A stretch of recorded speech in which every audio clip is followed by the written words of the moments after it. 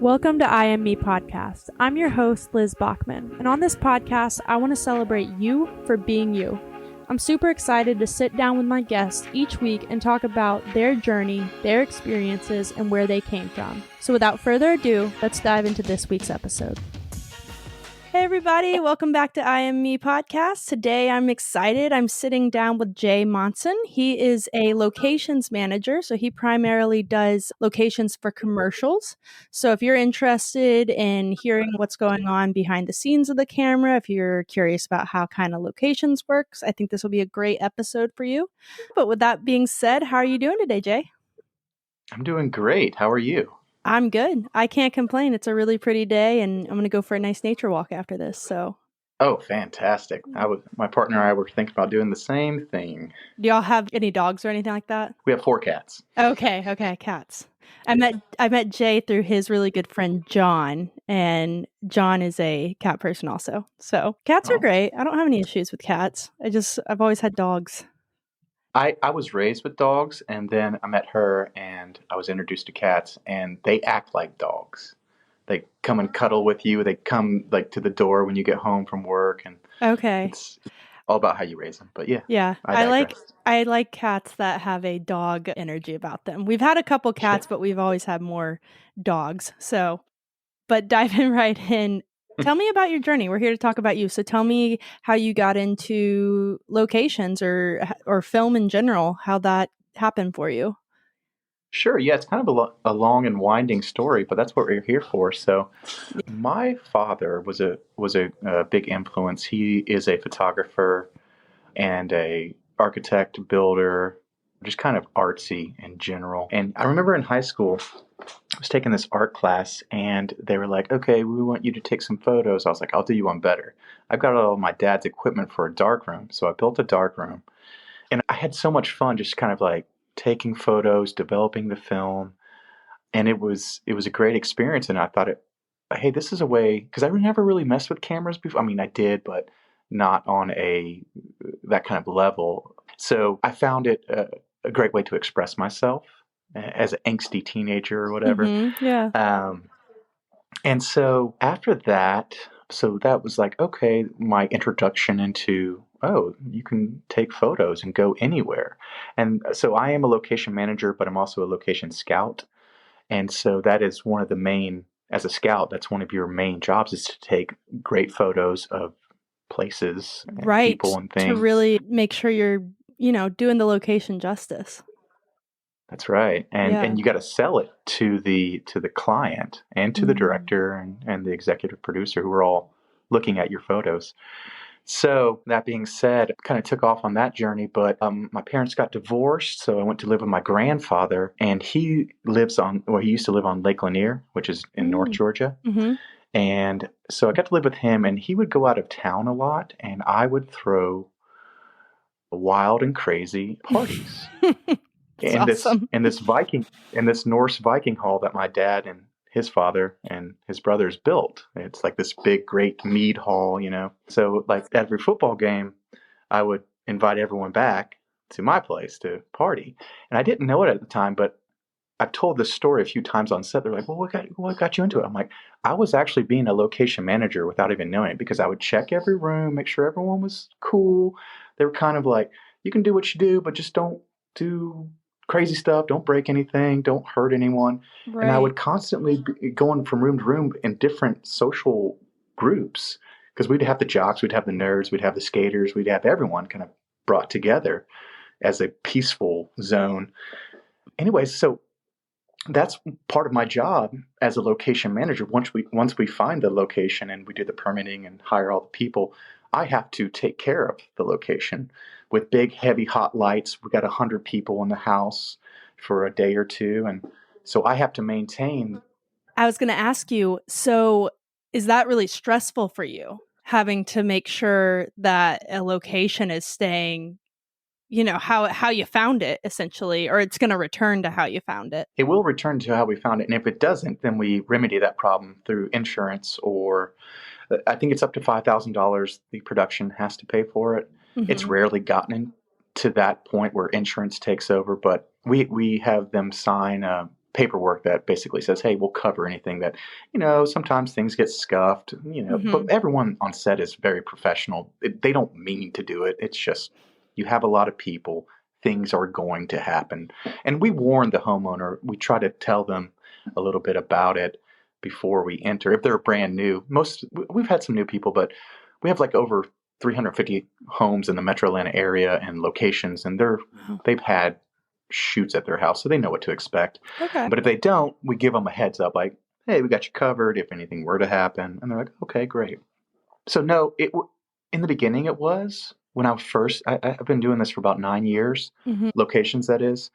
But at first I was like, don't touch this, don't do it. But then I realized we're a team. Production Mm-hmm. is a whole. In front of the camera, behind the camera, we're a team.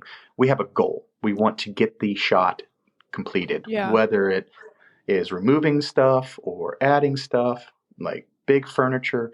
So I kind of relaxed a little bit and was like, hey, these people know what they're doing for the most part. And if they don't, then we remedy it. So Yeah. there were some mistakes in the beginning where I'm like, you can't do that. And they were like, whoa, yes, we can.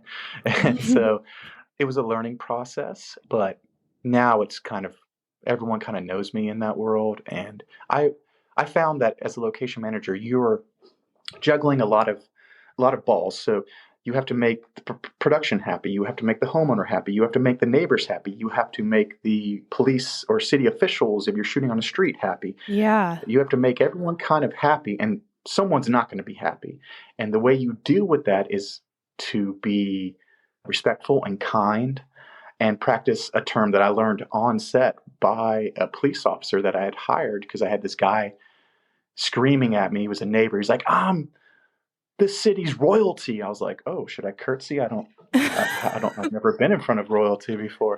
And so he was cussing me up and down, and the police officer saw it. So he started walking towards me, and he was about to fight our second AD, like fist fight. I got out of Wow. lunch and he was squaring off with the second AD from LA. I was like, whoa, whoa, whoa, what's going on? And someone had parked in front of this man's house, like a truck on accident. Lord. I was like, but I de-escalated, and I used this wordage, or this terminology from a book called verbal judo. Oh. And so with judo, the martial arts, Mm-hmm. you take someone's attacking momentum and you use it against them to push them away or get them subdued. So verbal judo's same concept, but you're using words rather than actions. And so going back to that situation, I got the guy calmed down. He actually apologized to me and the other guy. And once he had left and I had calmed down the situation, the cop looks at me and he goes, you know what you just did? I was like, calm down the situation. He's like, I de-escalated. He's like, well, you use verbal judo. And I was like, what is that? He's like, read this book. They used to teach it.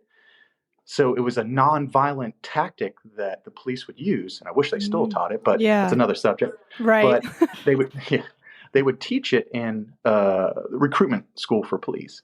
And so I read the book. It's kind of outdated. It uses a lot of stupid terms, but for police. But they teach it in the corporate world. They teach it in just how to make sure the person that is really heated gets calmed down, but you both get kind of your way and you walk away in a peaceful manner. Well, I bet too, Yeah. because you're right. You're juggling a lot of balls, but you're also juggling a lot of people and a lot of emotions because everybody and their opinions. Everybody has their thoughts, opinions, and then you add that extra layer of putting yourself in a neighborhood.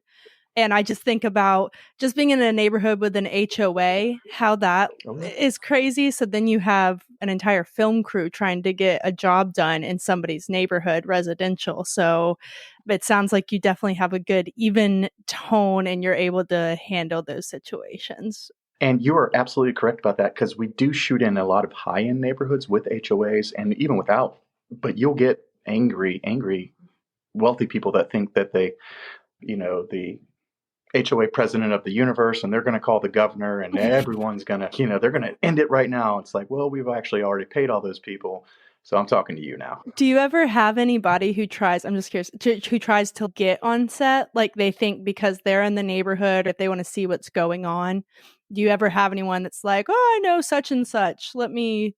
Oh yeah. Yeah. They walk right onto set. If I'm not there, I'm putting out some other fire. they'll walk right on set and they were like, Jay, you're like, what? Who is Who this is person? I'm this? like, oh, yeah. So I got to go talk. I'm like, no cameras. Like, you can't, yeah. Because a lot of these things we have to sign NDAs for Of because course. they are, for these companies that have, famous talent Mm-hmm. Yeah. or they have a product that hasn't come out yet. So if someone were to take a picture and then put it on social media, that would be devastating to the whole production. Yeah, most film sets are, you have to have NDAs on them. Anything that's legit, I've always had to sign an NDA to be on that set. Absolutely. So yeah, I have had, we call them bogies, just wander up out of nowhere like, oh, I know the homeowner. Like, well, the homeowner's not here. They're at an Airbnb. You're not allowed on this property. Like, Right. please leave. And most of the time they're pretty chill. We've had a few unstable characters walk up, and if you just, I've noticed whether you're rich or you're poor or middle class or whatever, when you appeal to people in a chill mode, they react calmly. Mm. And I say that I am a 6 foot kind of big guy that, that I put off a aura like, don't mess with me, please. I'm peaceful, but you don't want to mess with me. So Right. it might be different for other people. I'm trying to think of myself. So I usually meet people pretty even killed. I think what I get in trouble with is a lot of times I'm a little too over nice, over smiley.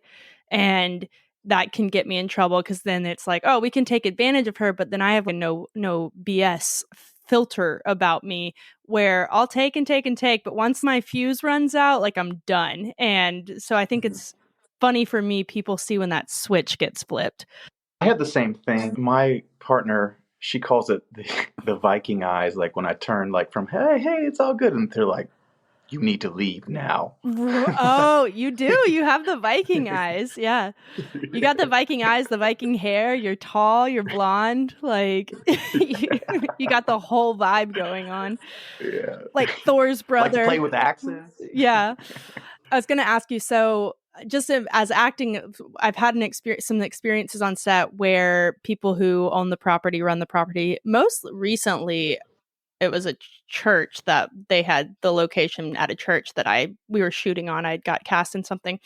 And I was wondering if you ever have people who own the location, if they work with you to stay and see what's going on, like want to watch it, because a lot of people get excited by that. That's pre-COVID. That was one of my favorite parts. They would be like, "Hey, my kid loves this NBA star that's going to be at my house. Can we get a meet and greet?" I'm like, "Got you." And so like, that was really cool. And I would show like kids that are interested, like their teenage kids or even smaller. They'd be like, "Well, what does it look like?" I'm like, "All right, you got to be quiet because we're rolling." Yeah. So we'd sneak up behind one of the monitors, and they'd watch it. And they're like, "Oh, this is so cool! This is so cool!" That was really a highlight. But during COVID, and I mean, COVID's still going on, but like they now generally put the homeowner and the homeowner's kids or family up in a hotel or Airbnb. Yeah. Because for safety, for COVID, we had COVID officers and all that. And so they wouldn't allow, everyone had to be tested, et cetera, like rigorous, Yeah. background, all that, to make sure no one would get sick, especially the talent. That's their massive concern is talent gets sick, you don't have to shoot. Hence the SAG strike right now. Actors are on strike and now everything is stopped. Yeah. You can't do it without talent. It's imperative.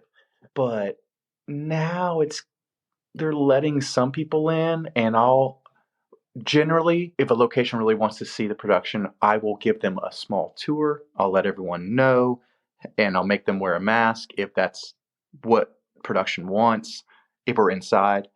But they generally don't stay the whole time. They burn out too. Anyone I've ever seen on set that is excited to be on set that has no idea what it is, they're there for like 30 minutes tops. And then the shoot that I was talking about, the guy that I guess he was the pastor of the church or whatever, and they had worked out so, where he could kind of see what was going on that day. And he came to set, and he came like in the middle of one of the scenes that I was doing. And he just like, pulled him in, put him behind camera, behind monitors, just kind of watch us act. And I think we did like 4 takes, and then they're moving the camera's next setup to do the next.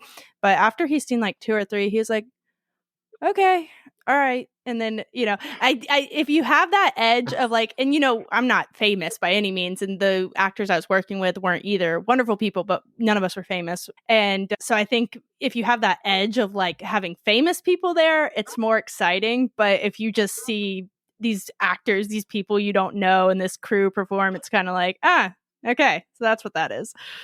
Yeah. Yeah, they get bored real. It's not what they imagine ever. Mm-mm. They think it's all excitement and explosions, and it's like, nope.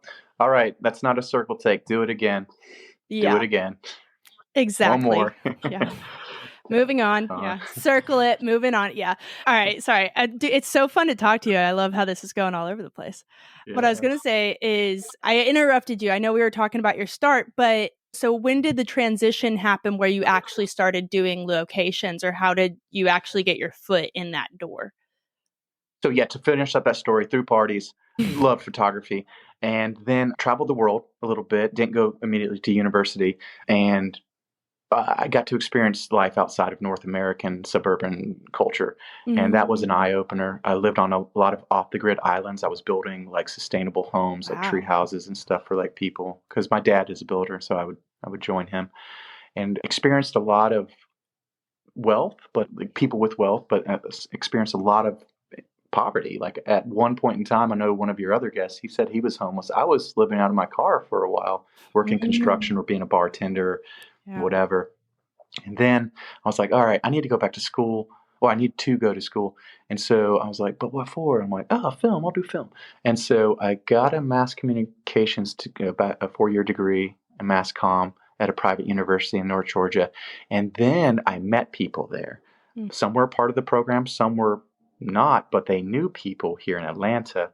And so I got brought into a small feature, like super small feature, and I was working pro bono. So I was a PA, getting people coffee and setting up tables and stuff like that. And I went from a PA to a key grip in 1 month. That's really cool. I was going to throw in real quick, PA, I know you mentioned AD earlier, second AD, so that's your second assistant director. And then PA, if anybody's listening and doesn't know, is your production assistant. I'm trying to catch when the show, I feel like most people who listen to this are in the industry, so they'll know, but I've done that too. I've been a production assistant. I've worked behind the camera too. So yep, getting coffee, getting gear, breaking it down, setting it up, all that jazz. Yep. And then I made a lot of friends. And the first AD, which is the first assistant director, he was like, hey, you want to do this for money? I'm like, yeah, resoundingly yes. It was what I went to school for. And he's like, okay, cool, we'll get you on. So I started PAing, and I worked a lot of jobs with him. And I remember this one, I'm full of stories, so I love it. I remember that we were shooting in South Georgia, in south of Atlanta, in this big like place where they shoot a lot of features, and it's a big grassy. They got barns, and it's like a bed and breakfast. And we were doing this thing for this TV show, and this photographer from LA. There was one gravel road in, one gravel road. It's a one way. So we had all these trucks lined up, and I'm kind of, if anyone doesn't know, and this kind of feeds into one of your other questions later on, like how would, if someone wants to get into locations, this is how you do it, or any department behind the camera. As a PA, you help out that department, whether you want to work camera, locations, directing. You buddy up with them, you make friends with them, you chat it up, and then you're like, hey, I'm interested in doing what you do. And they're like, okay, well, see what you got. And, you'll usually do it on set. That's my experience. So I was hanging out with the location manager, who was the first AD on that feature way back when. And this guy, he stopped his truck when there was a bunch of tractor trailers behind him, and everyone's honking. Like, it's very obvious, like, hey, don't stop in the middle of the one-lane gravel road.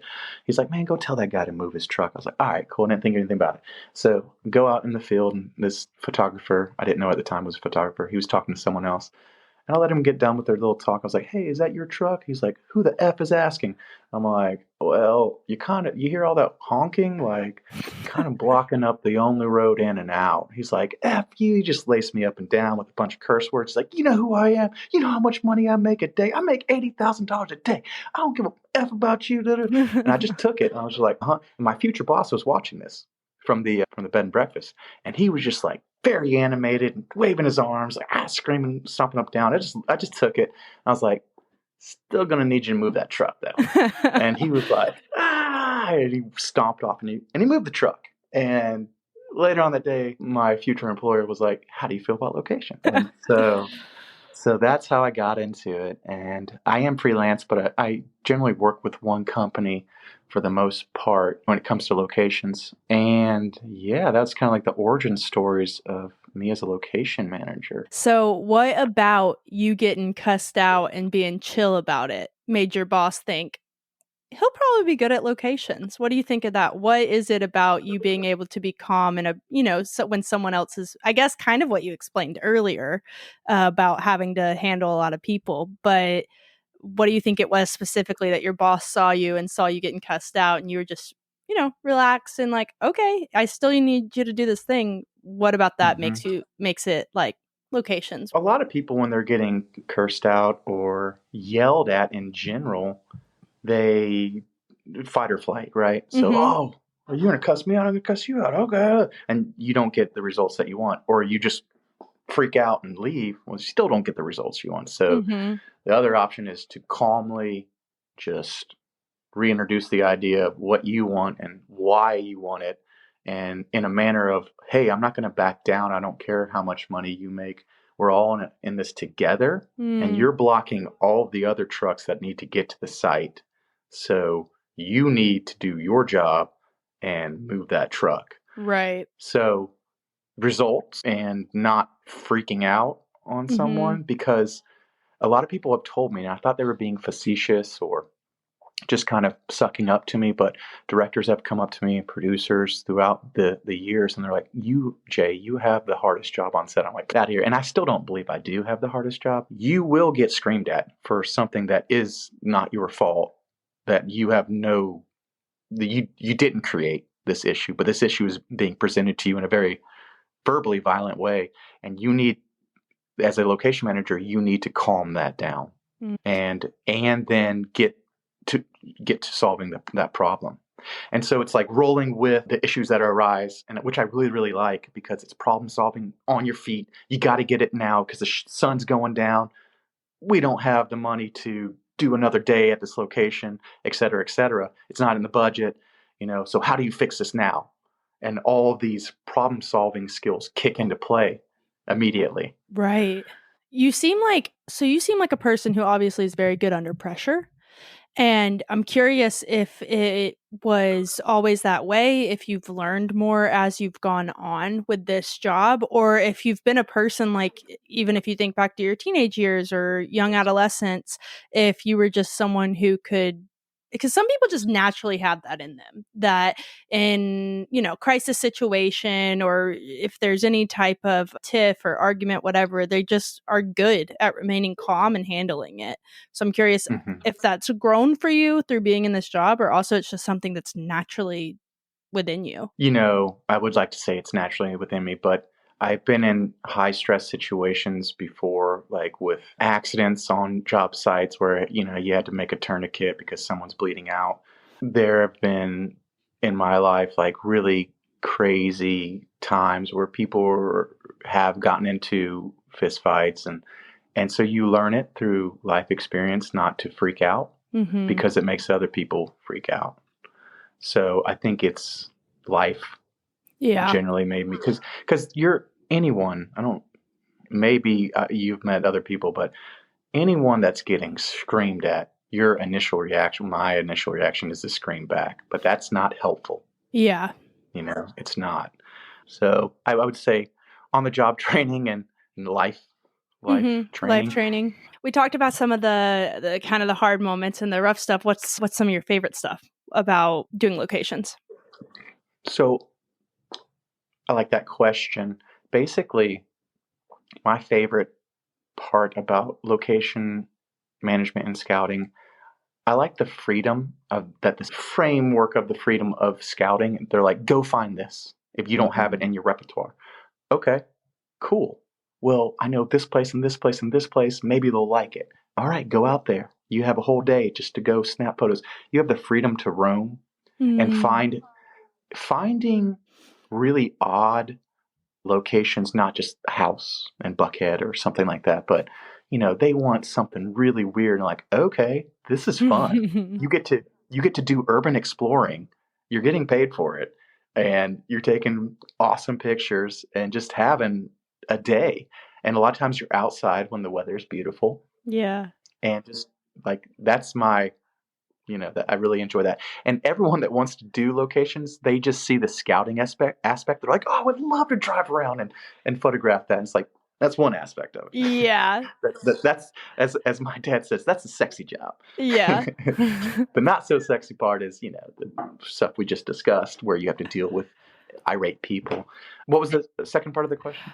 I was just asking you what like the good parts, the favorite parts of being a location manager is. But I was going to say I completely every job that, especially when people have a job that they love, there's the fun part and then there's the not so fun part. So this podcast, I love sitting down and talking to people like you. The not so fun part is the 8 hours of editing that I have to do per each episode. Acting, love getting to be in an acting class, love getting to work with my scene partners. That's the best freaking thing in the world. Not always excited to sit down and read 100-page script. Like in one night. Yeah. Or if it's an episode, a 40-page script, whatever it is. So there's the research and the homework, but everybody's got that. Everything that you end up turning into a job is going to have things that just parts of it that you don't love. Of course. Yeah. And then, so that's the scouting aspect that I really like. The management aspect, it is difficult, long hours. I worked 16 to 17 hours a day when I'm on set. Wow. I'm the first to there, the last to leave. And if there's anything that goes wrong, you have to deal with that afterwards. But when everything is flowing and everyone's getting along on set, and I get like a feeling of success, a feeling of accomplishment. Like this is what I was made for. Because everyone's like, oh my goodness, this location's so beautiful, and you're taking care of it, and you're helping other teams out. And it's like, yep, that's what I do, and I derive a great feeling of accomplishment when the job is just flowing.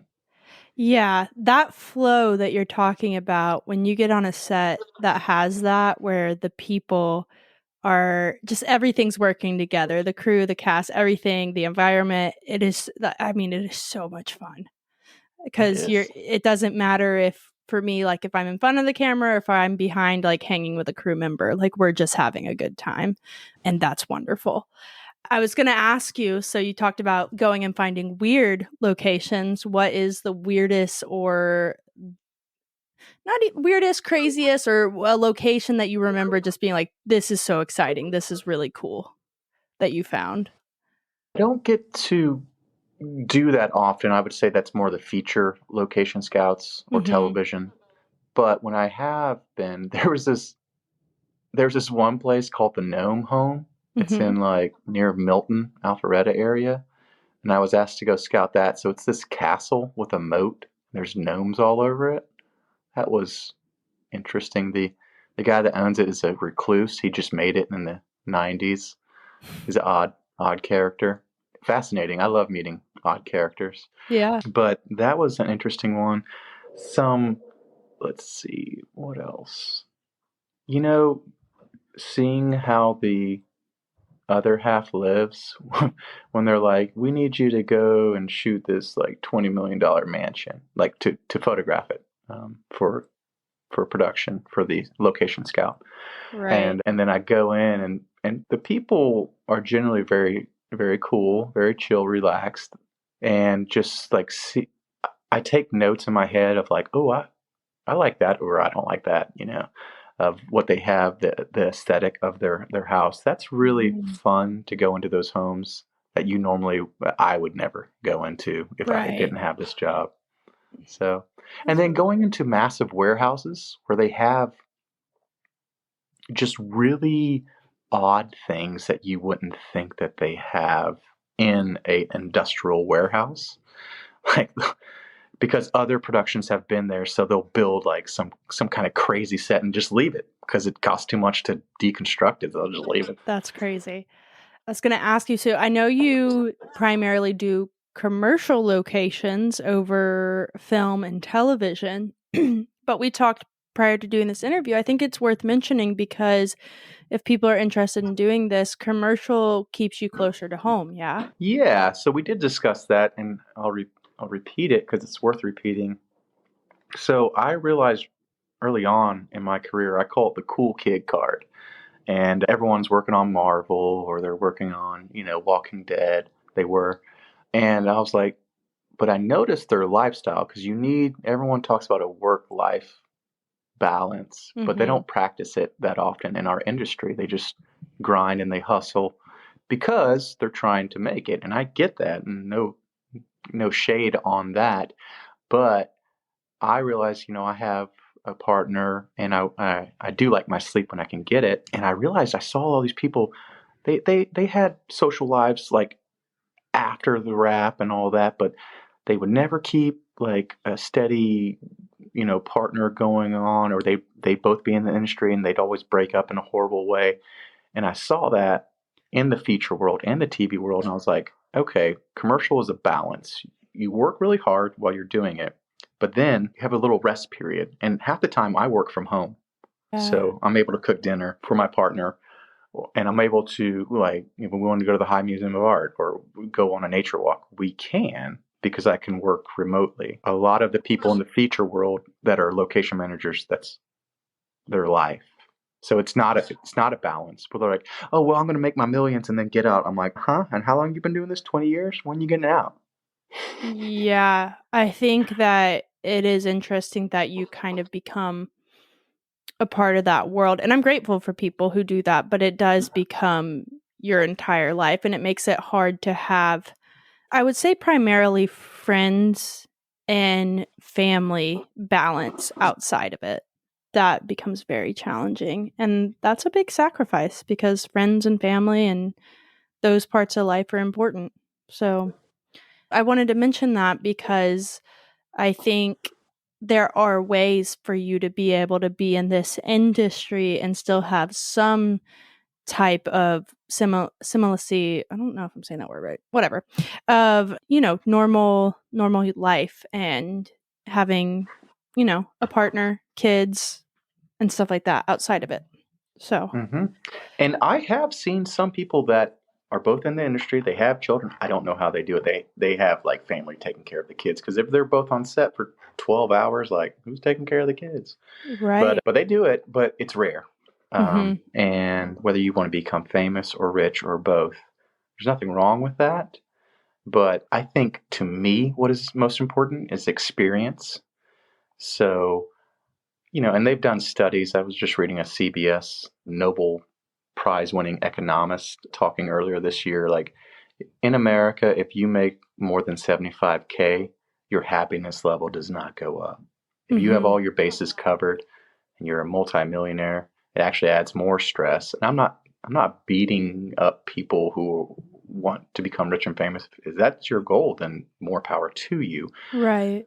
What my goal is life experience and going places, traveling, enjoying this life that we have, because a lot of people squander it by getting into the quote unquote rat race, and just I've met so many bitter people that are a bit older than me, and all they did was work. They didn't get to see their kids, ballet or like travel, and now their body is so, from this industry, your body gets beaten up. Those long hours, heavy lifting, especially behind the camera, Of course. parties, it takes a toll on you. And then they get older and they have a little bit of money saved up, but they're too broken to go and do the things they want to do. Right. So I say do it right now. I think it's so important, and I love what you said. I'm going to butcher this quote, but the Jim Carrey quote about, I wish everybody's dreams could come true so they see it still wouldn't make you happy or something. He said it. Google some version of that and the right quote will come up. But it's so true. And I think when I started acting, I just so desperately wanted to be famous and be seen, and really having to learn and grow through that and recognize that it wasn't going to matter what part I booked, how big it was, the emptiness that I was trying to fill with this idea, which I am not famous, but that I was trying to fill with that wasn't going to happen. So I think then shifting to actually just enjoying what I'm doing.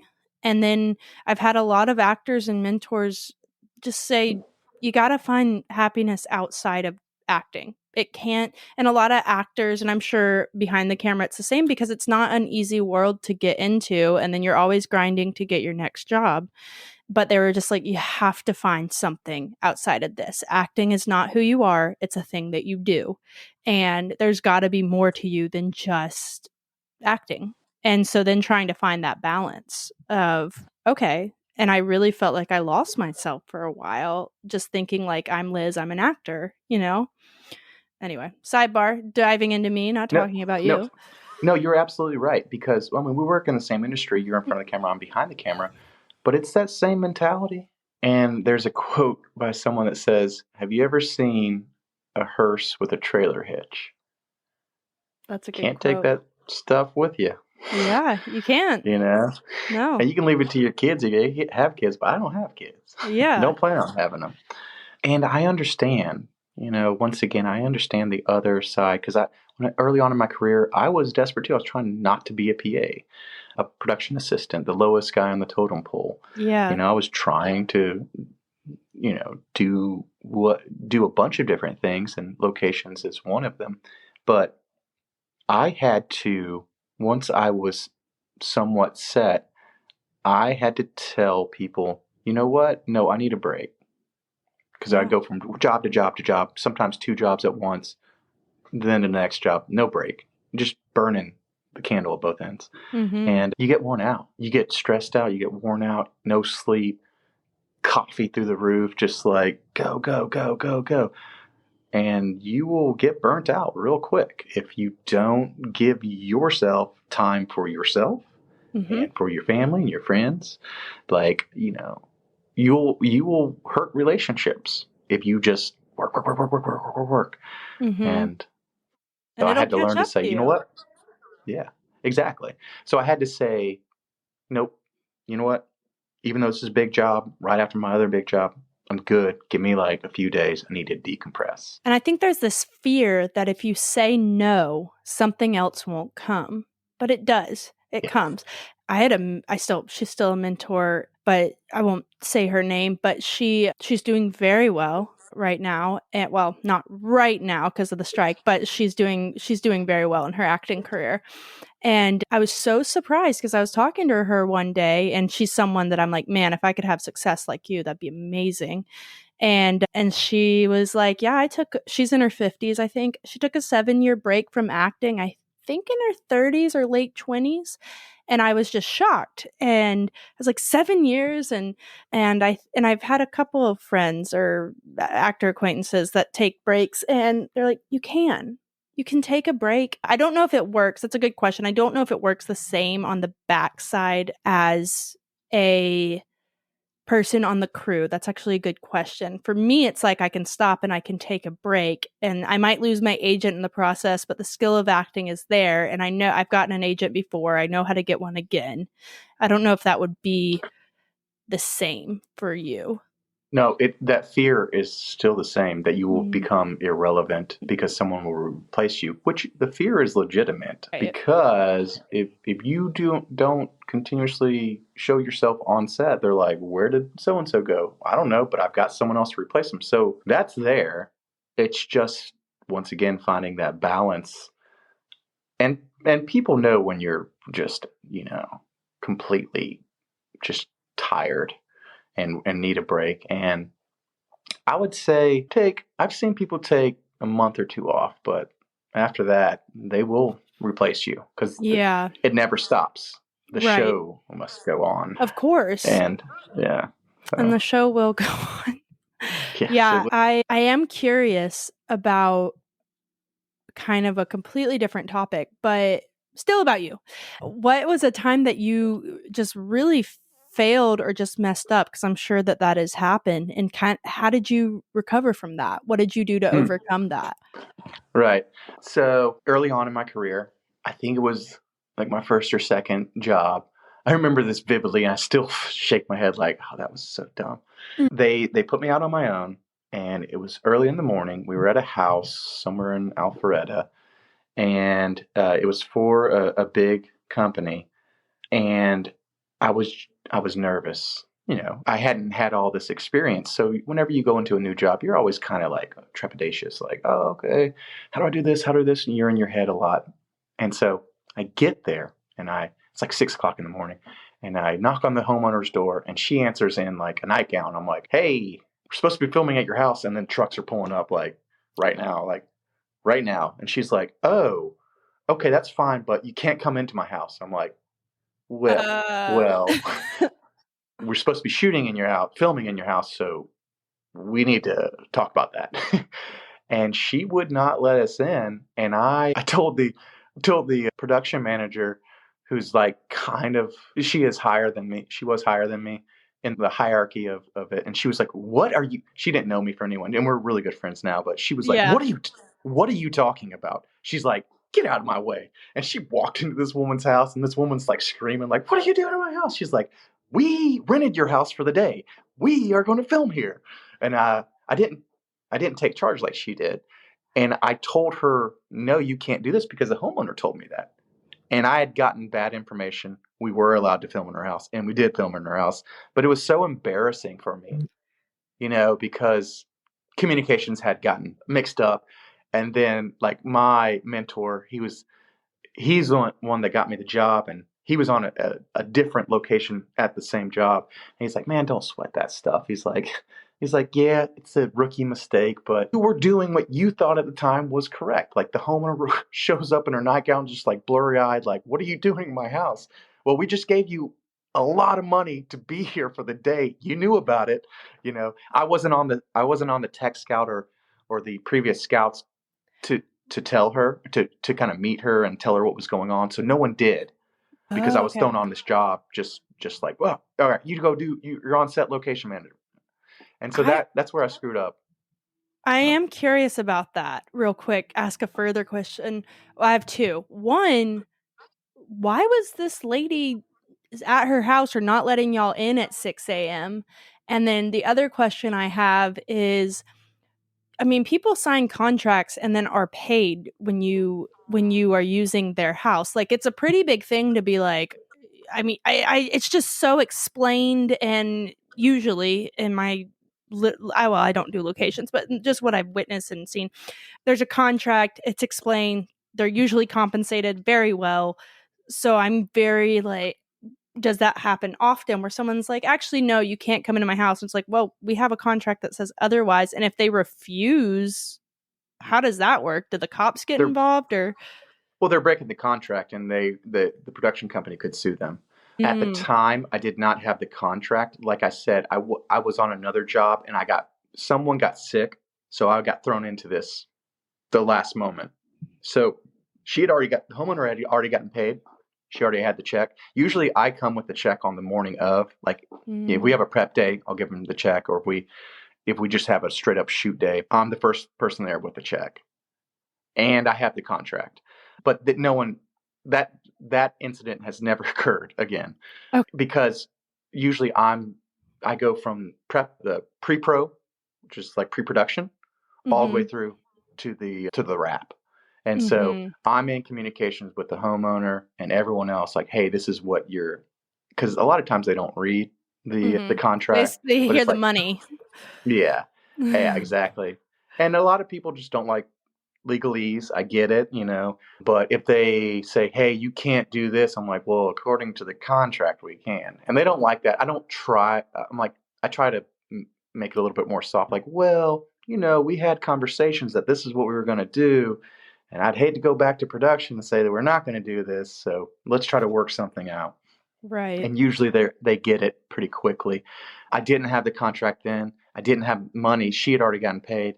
And so she was just sending like mixed messages to everyone, and she finally calmed down, like, oh yeah, that's right, I did book this production here this day. Like, I was telling the production manager she had to set up her production office outside in the cold, and she was looking at me like I was the craziest person on earth. She was like, I think not, sir.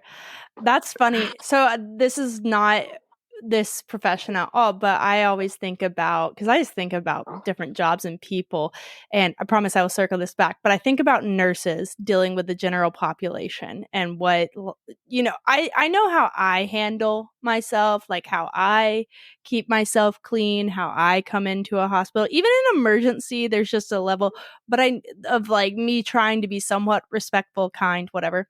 I know everybody does not approach life that way. And to circle it back to locations, I'm sure people get excited about they're going to get their house used. They're also going to get some nice money for having their house used. But you're also dealing with general population in their home. So I Mhm. imagine that there's different stories of that and working with people like that. Is that the craziest one you would say? No, I've got a crazier one. And it's somewhat of a mistake on my part too. This was further on in my career. We were doing this commercial for a shoe company and a famous hip hop artist. And so generally we discuss with the art department or the production designer what's going to happen that day. And we get the okay. We're like, okay, you want to do this? So it was in this, it's like $12 million mansion in Buckhead. And they had a motorbike on a spinning pedestal in the middle of this mahogany 3-story library. And you could go onto the railing, the walkway of the stories of the library and look down. And we had cameras pointing down and cameras pointing at the floor level at the motorcycle. And the artist, the hip hop artist, was the talent was supposed to pretend to start the motorcycle, and when it came down to it, they had boxed me out. His people had boxed me out from going into the library because they were going to start it, and I told them they couldn't because there would Oh, be wow. repercussions if you do. And then they did start it in this really nice library with really old books, and then they dumped a 50-gallon barrel of glitter from the second story onto, and these are mahogany wooden floors with cracks in them, right? Like Right. wooden floors. So the glitter got, you know how glitter is. Glitter Oh my gets, God, yeah. and I was pretty upset about that they wouldn't let me in until afterwards, and the homeowner was upset. My boss was upset. Everyone was very upset, but I kind of explained the situation, like they wouldn't let me in. That never happens anymore. I'm just like, no, I'm going in. This is my Right. location. Right. I Like, don't care how you know, famous you are, you know. yeah. Yeah.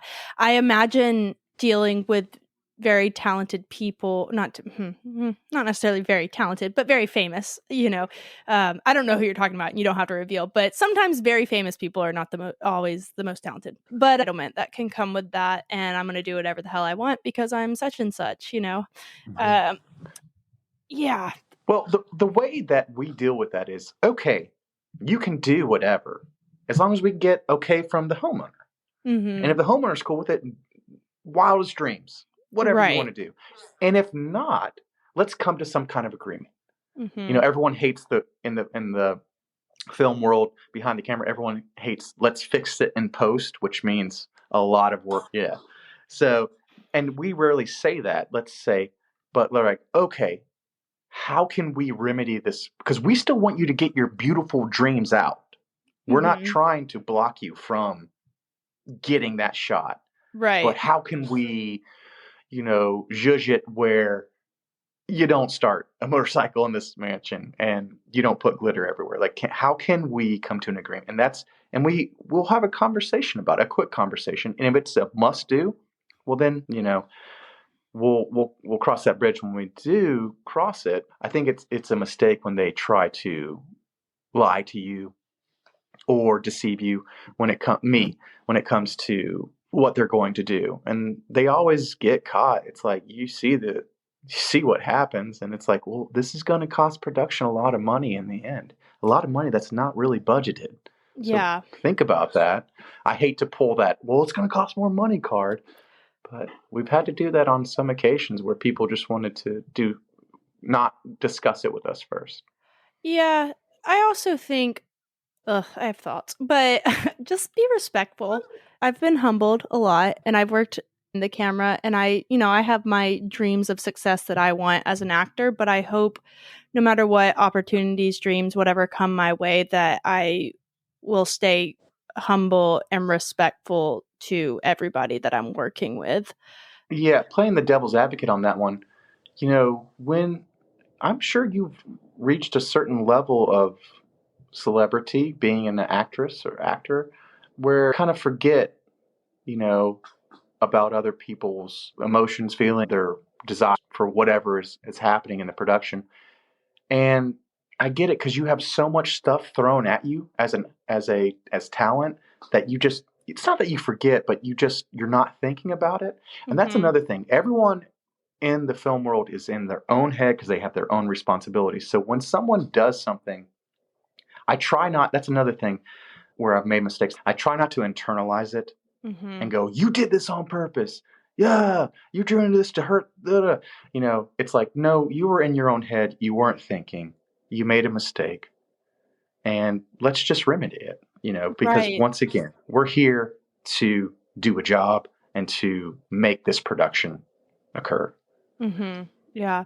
I think it's on in that vein, I agree because talent, a lot of times, once you reach a certain level of success, you have so many people around you to just take care of all your like little needs. Like, you want a cup of coffee? Here's let me go get you a cup of coffee. You want just little things. And so I don't understand on a personal level, but I could see how that would just start changing things where you're just not thinking necessarily as much about things outside of that. Also, like you said, one of the first moments I was kind of like humbled as an actor and like, oh, it's not all about me was I you realize I'm hired to do a job. Like, production didn't hire me to stroke my ego. They hired me to come in and be an actor, you know? So when I get cast, it's like, be prepared, show up and do your job. They're not like, this isn't your 15 minutes of fame having your Hollywood moment. Like, we have a job that everybody's got a job we're trying to do. So come and do your job too. And I think that's Mhm. real about me.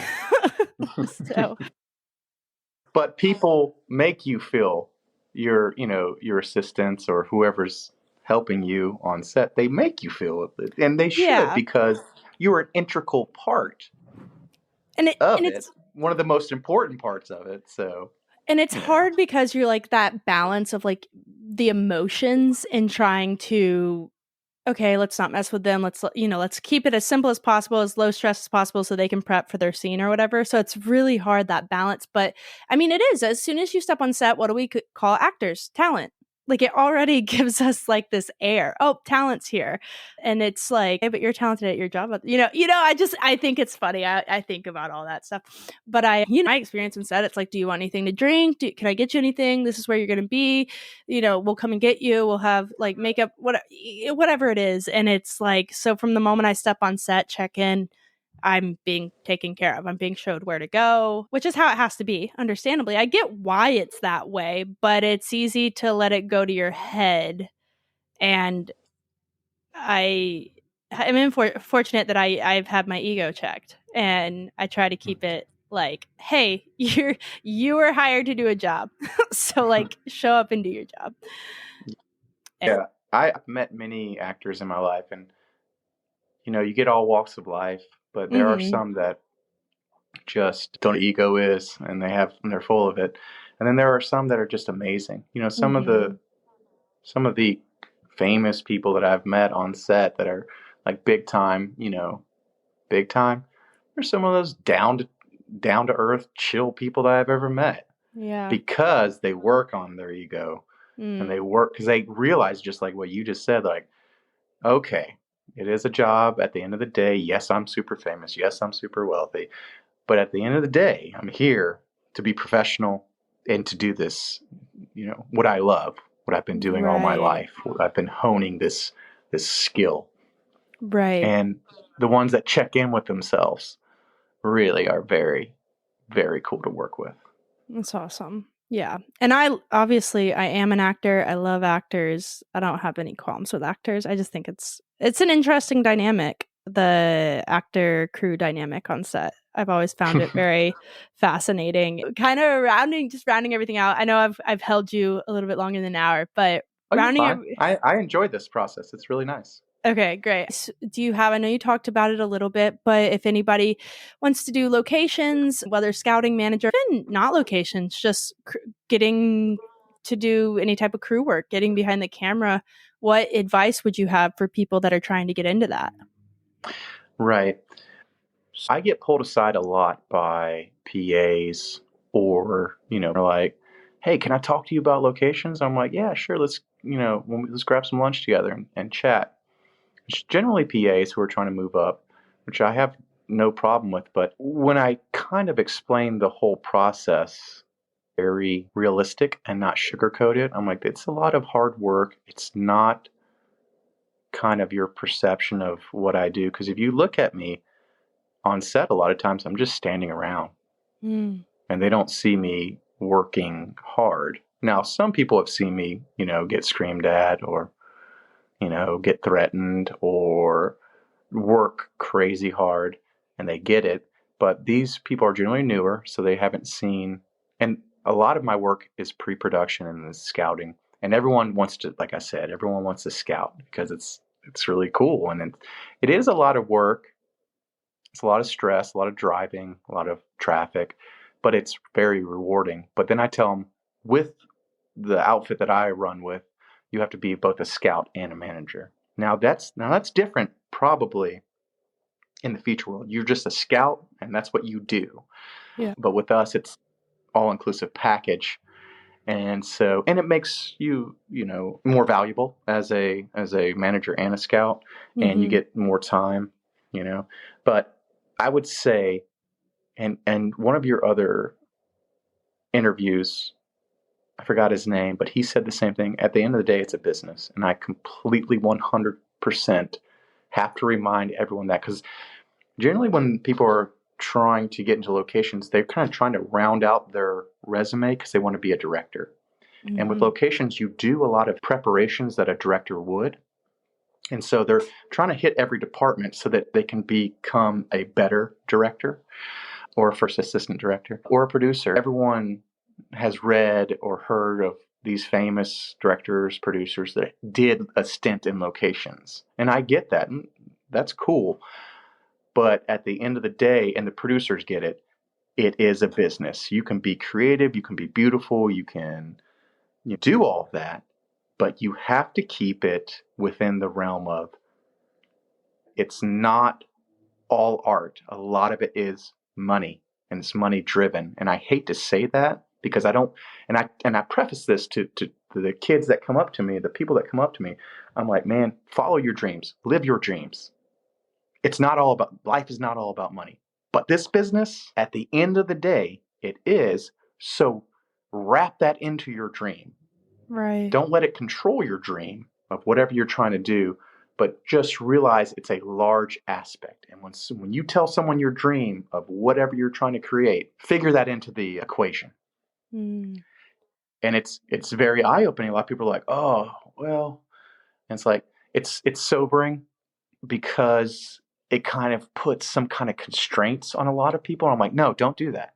Just budget it. Budget for your dream, you know?" Mm-hmm.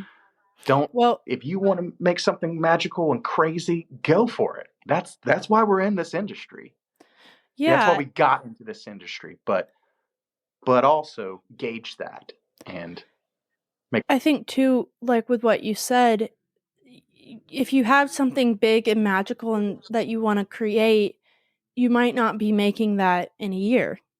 It might take a little bit, sometimes dreams take a longer time, and for us to get to it takes some. I'm trying to think of the name of the movie. Oh, a movie just came out recently called Bottoms, and it was hilarious. I loved it. And I started looking into it, and I do not remember the director or the lead, but basically they had short called Shiva Baby that ended up getting turned into a feature, because I was like, this director just had like a movie in theaters. Bottoms was in theaters, and I was like, Mhm. she doesn't have a huge like list. Like her credentials are, but she had made a short that did really well and won at a film festival or something, and then got turned into a feature. But the feature took like, I think because I'm doing like the Instagram deep dive, but it took her like Sure. 7 years to make this feature. Same title, Shiva Baby. And then the girl who starred in that feature also starred in her new movie, Bottoms. But you can have these huge, crazy dreams, but it's just sometimes they take time. Yes. Anyway, but I do No. like what you said about that, because it is a business.